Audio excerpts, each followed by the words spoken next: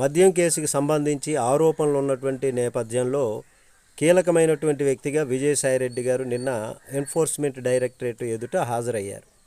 అయితే yellow media మాత్రం జగన్మోహన్ రెడ్డి గారికి గుండెలు లబ్డబ్ అంటున్నాయి, విజయసాయిరెడ్డి కీలకమైనటువంటి వ్యక్తి, చెప్తారు ఆ విషయాలు ఏవో అని ఎక్స్పెక్టేషన్స్ పెట్టుకున్నారు.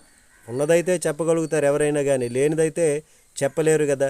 అయితే విజయసాయిరెడ్డి గారు ఏం చెప్పారన్నటువంటిది వింటే, అప్పట్లో మా అధినాయకుడు జగన్మోహన్ రెడ్డి గారికి తెలిసి అటువంటి స్కామ్ ఏమీ జరిగి ఉండదు. జగన్మోహన్ రెడ్డి గారికి కానీ తెలిసి అటువంటి స్కామ్ జరిగితే ఆయన ఊరుకోరు.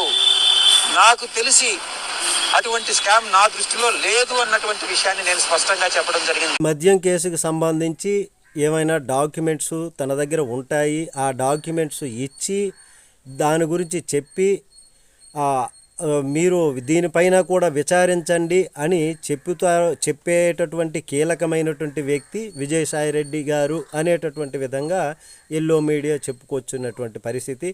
అయితే ఇంకా దానిపైన కూడా విజయసాయిరెడ్డి గారు ఏం చెప్పారు చూద్దాం. జగన్మోహన్ రెడ్డి గారు లిక్కర్ గురించి మాట్లాడలేదు, నేను దాంట్లో ఇన్వాల్వ్ కాలేదు.